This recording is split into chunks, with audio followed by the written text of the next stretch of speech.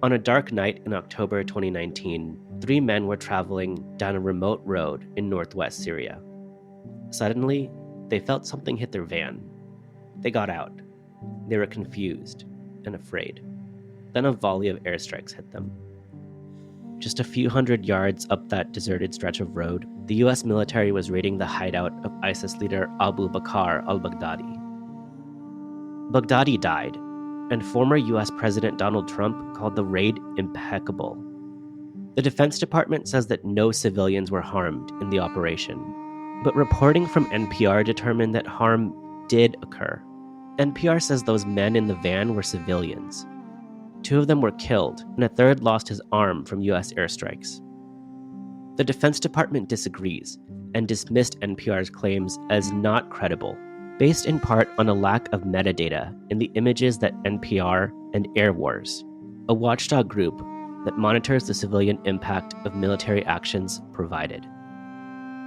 Until now, the US military appears to have never required metadata for images to be considered as evidence. If this new standard continues, it will be much more difficult for researchers and journalists to collect and submit evidence of civilian harm in US operations, which erodes accountability when harm occurs. This is the Just Security Podcast. I'm your host, Paresh Shah.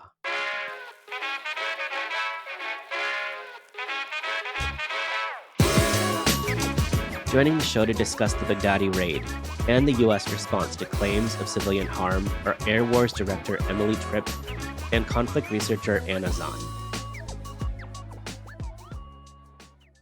Hi, Emily. Hi, Anna. Welcome to the show.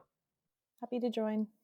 Emily, can you help us understand what's happening with the strike on Abu Bakr al-Baghdadi? Who was he? Sure. So Baghdadi was the head of ISIS. So he was really the leader of the caliphate from the beginning.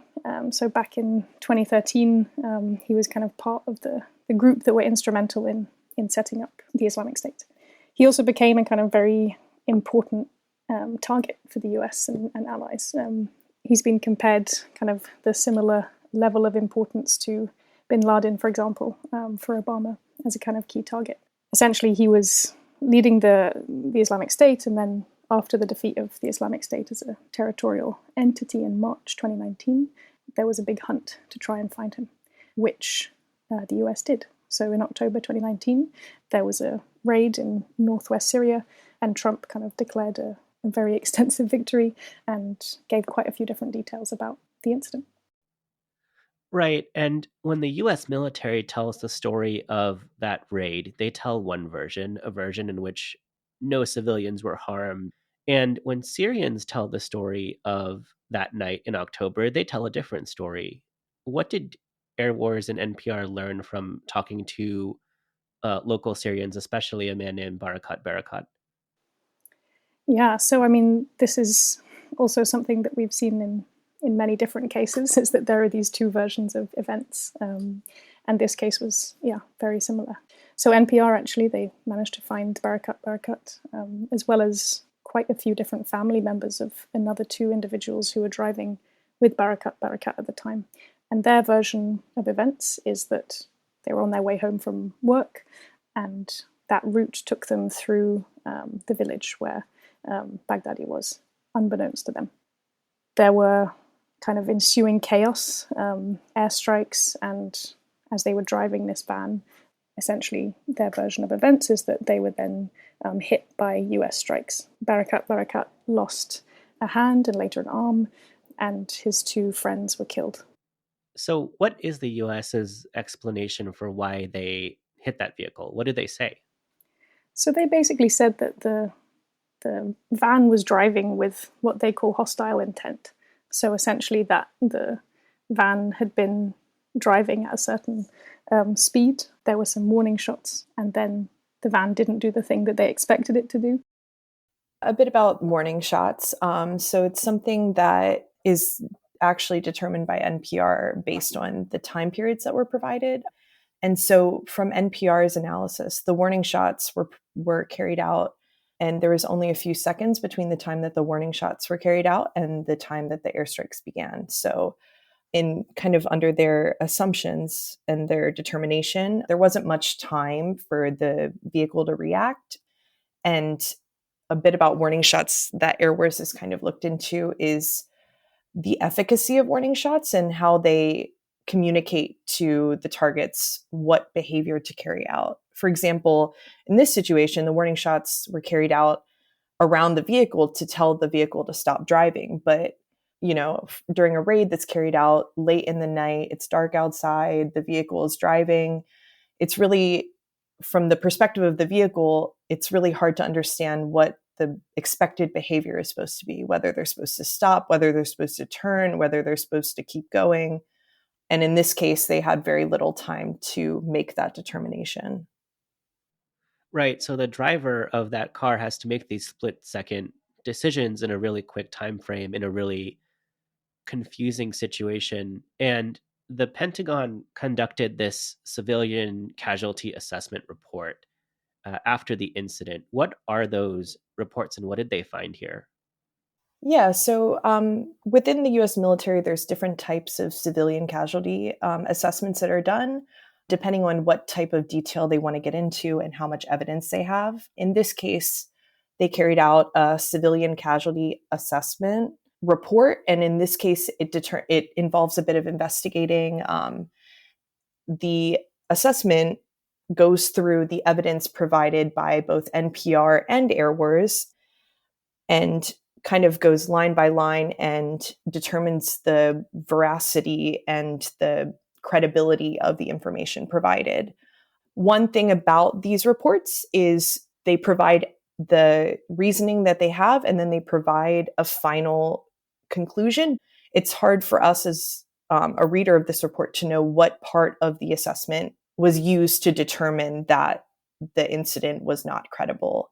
But one thing that really stuck out to Airwars was the use of metadata. It was mentioned 4 times in the document, and each time the analysts referred to it, they cited, videos that were provided by Airwars and videos provided by NPR, images, and they noted that there was no metadata alongside these images, even though there's a lot of images that basically do support the US's version of the story. So in these details, the US has accepted that a vehicle was driving in the evening and that they carried out strikes on the vehicle, and that's what the images depict. However, they do cite that metadata is not included in these images. Interesting. So what is metadata? So metadata is essentially information that's contained within the original copies of images. So it could be the location, the date, or the time. It's essentially any data that gives additional information other than what you see in that video or image. Maybe to note, it's not inherently reliable, so it can be manipulated fairly easily, or just kind of incorrectly captured if the device wasn't picking up the right date or set to the right time, for example. Importantly, also, most social media platforms strip this data during uploads for quite understandable privacy reasons. Right. So if I go outside right now and I take a picture on my iPhone, that image would contain metadata. It would talk about the location and the timing of that photo. But if I upload it to Facebook or Instagram, then that metadata would be stripped away. So it would be harder to authenticate exactly when that photo was taken or where it was taken. Is that right? Exactly. I mean, it would be harder to authenticate just based on that one image itself, but authentication takes a number of different forms. For example, you might be able to geolocate that image and cross-check that image with a number of other images that were taken at the time, which is kind of the common practice in open source investigation. I would kind of warn against using it as a kind of direct mechanism for authentication. What are the implications of the US citing this lack of metadata in images that NPR provides? What does that tell us about the investigations process? I mean, there are a couple of things. One is a kind of purely logistical concern. In order to get metadata at scale in a war zone is a very mad requirement, I would say. You have to essentially go to that original person. You have to find the person who captured that image. You have to ask them to send you that version of the image, and you have to ask them to send it kind of safely and properly and using the right processes.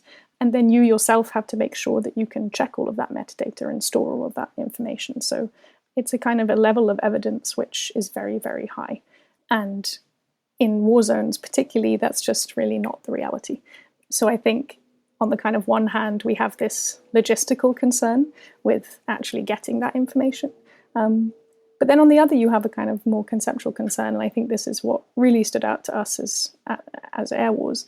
You know, we've captured thousands and thousands of tweets, Facebook posts where individuals have just kind of quickly captured the after effects of an airstrike or posted about certain, cases that have happened of violence. And I think it's important to note that those cases and the ways that local citizens document harm is inherently spontaneous. I mean, really, if you think about the information environment in a conflict zone, these are often individuals capturing what might be some of the worst tragedies of their lives, and uploading them in order to hope that people pay attention and listen. And so I think for us, the concern with this kind of use and reference of metadata is, quite apart from the logistics and the technicality of it, to us kind of signals a certain level of distance between the US investigators who are looking at civilian harm and the reality of that information environment in which the harm is reported. And that's really worrying, especially given how extensive those allegations are and how ostensibly the US wants to be the kind of leader in this space when it comes to civilian protection and mitigation.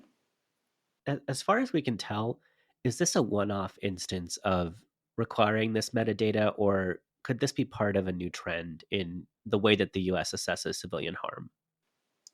I wish we knew. I wish we knew the kind of all of the processes that they assessed civilian harm so that we could talk about trends in that way. But really, the release of these types of assessments just doesn't happen unless the US government is pushed.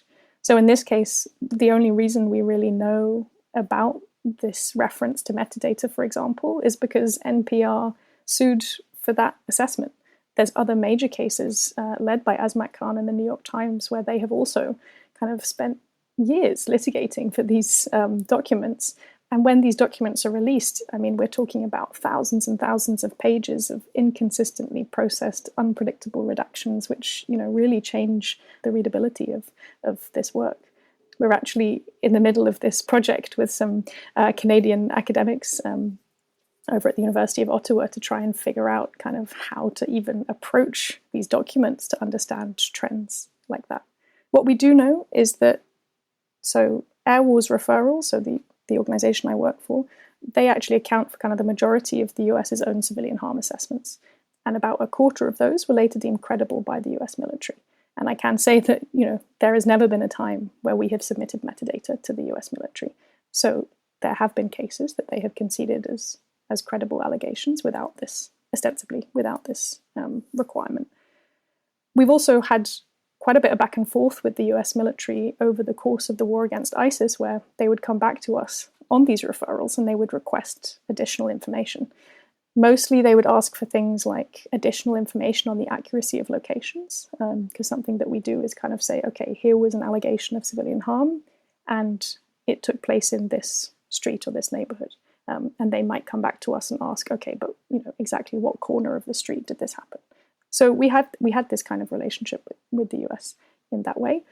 Not one of those requests that I could find going through all of our documents and records, not one of those requested information for metadata. Maybe just a final point on an overall trend. While I'm not sure about this kind of use of metadata being something that may be a new thing, I think what I can say is a kind of clear, consistent trend is inconsistency.